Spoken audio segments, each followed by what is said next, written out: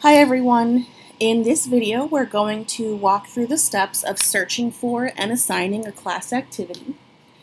And at the end of the video I will also show you what that looks like on your students' pages. So one thing before we get started, I do want to remind you that class activities are optional. Your kids all already have a learning journey that they can work on independently and asynchronously. But if you do want to assign class activities for support or enrichment, please keep following along. So, to get to your class activities page, you can click anywhere on the image portion of your class card or on the push pin icon. So let's do that. And that brings us to our class activities page. It's also accessible anytime up here on your tabs. So before we start searching, let's take a look at some of the options we have. First is you can search by your school's or your district's scope and sequence. So for example, if your school uses Eureka Math, that will be loaded into our system, and you can search for 6th grade Eureka Math according to the modules and the sequence that Eureka Math uses.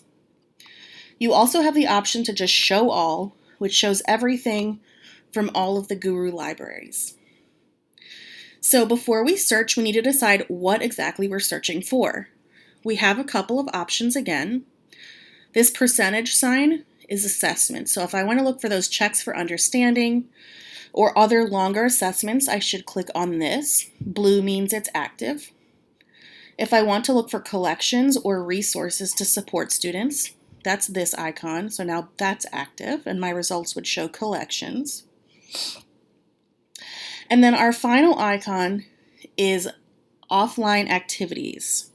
So offline activities, which is this icon here,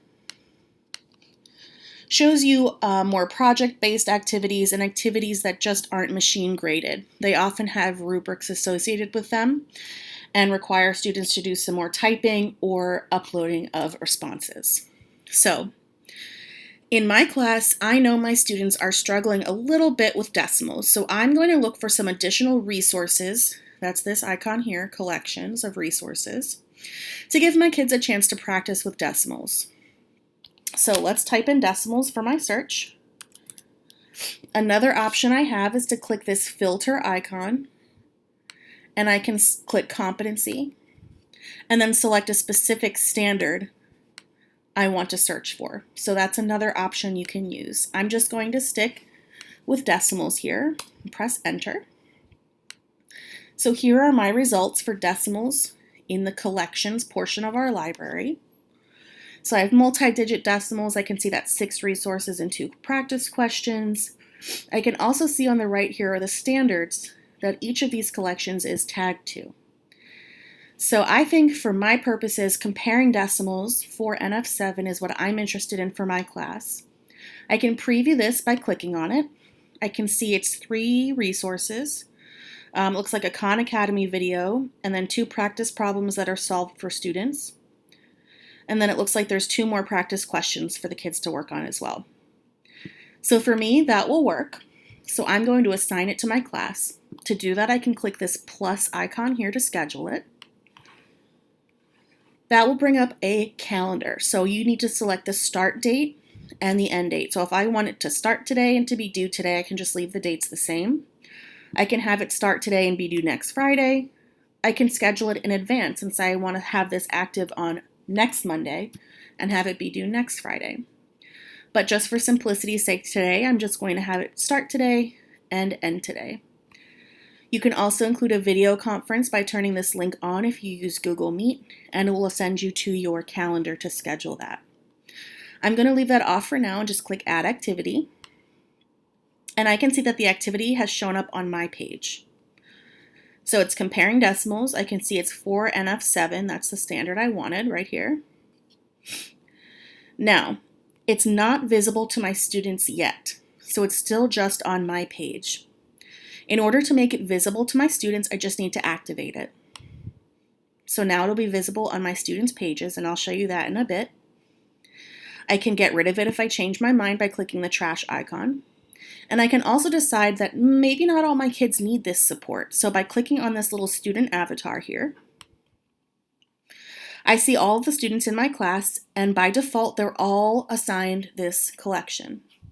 If I deselect, now none of them are assigned it, and I can say I think just Jose, Neil, and Grace should be assigned this. And I can click Save, and now this collection will just be assigned to the students that I think need it. But again, by default, it's assigned to all of your students. So here is my collection assigned. Now let's look for an assessment to accompany that. So I'm going to click on the assessment symbol here, that percent sign. I still have decimals as my search. Again, I can search for that specific standard for NF7 by clicking on this filter icon. But I can see right here, I have for NF7 coming up, comparing decimals. One thing I should point out is that no matter where you search, you have a couple of libraries of material being offered to you. So the first source of material is the course map, and that's true if we look at collections and offline activities as well. So course map means the material is coming from the learning journey. So that means your students might have already seen it, or they might see it in the future.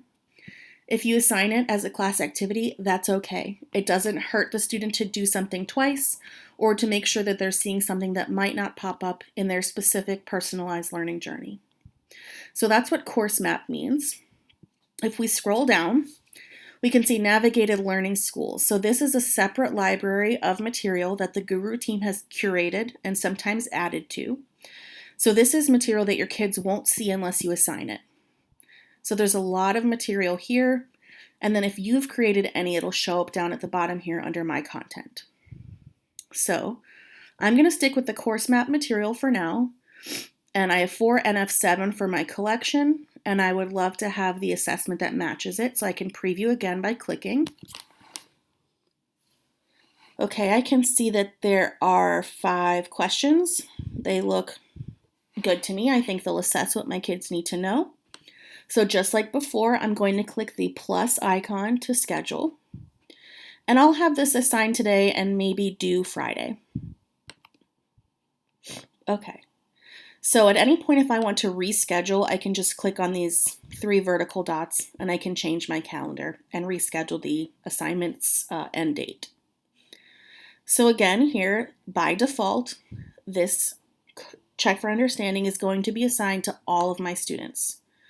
If I want that to be true, I can just leave this alone. If I want to just assign it to some of my students, again, I can deselect and just select the specific kids I want this assigned to. Just like before, the activity won't appear on the student's page unless you click Activate. So let's do that. So now it will appear on my student's page. I also have mastery checked off here. So what that means is if your students master this assessment, they get an 80% or better, this will advance their skyline forward. If you don't want this to have any effect on the skyline, just unclick Mastery. It's up to you. I'm going to leave it on for now for my students. As your students work, you'll get data in these Add Data boxes, and I'll show you that in a minute on the student side, and then we'll come back and look at the data that fills in. Let's assign one more thing from the offline activities. So I don't have anything in the course map from offline activities, but I have a bunch of things to look at in this Navigated Learning Schools library. So let me look at app costs. Okay, it's about an iTunes gift card. I can take a closer preview by clicking on this play button. I think this is going to work, so I am going to click plus to assign. I'll have it due next Friday, and I'll click Add Activity. And just for the sake of our examples, I'm going to leave this off. So we'll see on the student side that it does not appear. Again, I can leave this on for mastery. So if the student scores 80% or better, they'll advance their skyline and show mastery for this standard, or I can turn it off. One other thing as a teacher is you can look at your daily view of class activities, your weekly view, and also your monthly view. You can change months using these arrows here. So I can see all the things I've assigned today. And I've also assigned some things on October 12th. I can see those here. So let's take a minute now and go back and look at his student page. So I'm going to go to a student's page Okay, this is Jose Smith. He's a student in that class, and your students can access their class activities by clicking on that same push pin icon. Okay, so here are those 2 activities that you assigned.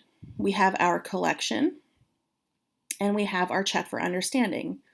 And remember that offline activity we assigned, we left it as inactive. That's why it's not showing up here. If we turn it on, turn it to active, it'll show up on the students page. Your students can work by clicking on the play button. So let's do that just so we can get some data. And it's the same structure as with their learning journey. It's the same set of buttons. So it should be familiar to them. They answer and click next. And then they submit all. So on the student side, I can say I didn't do so hot. I got a 0% and I spent 10 seconds. That'll show up on the student's own page as well. And if I want to work on the collection, I can do that by clicking the play button. It's right here. Something else to note is these dots right here indicate that there are activities coming up in the future. So your students can access things after they've been assigned as well. So let's head back over to that teacher page. I'm going to refresh. And we should see some student data populate now that our student Jose took that assessment. So here's his data. If I want to see more information, I can just click on the data box. And I can see so far Jose is the student that has taken it. He spent 10 seconds and he scored a 0%. As your other students work, their data will fill in as well. The same is true for the collection. The time spent data will appear here. So one other thing that we need to look at is this offline activity. So let's turn that on now. And let's go back to the student side quickly so we can see what that looks like. Let's refresh the student page. Okay, so here is my project for the student. Again, this is the student's page, so they can now see the project and they can click the play button to work on it. So last switch back, we're going to head back over to the teacher page. So here we are again as the teacher. Now these activities, even though you've set a deadline or set a due date, they will remain open and accessible to your kids until you close them. So sometimes we have kids that are absent or join the district halfway through the year. So you don't want to have to reassign everything that's already been due. So these do stay open until you decide that they're closed. So if we decide to close this activity, we click on these 3 dots and mark the activity closed. So the activity is now closed, check mark, and it will no longer appear as active on the students' pages.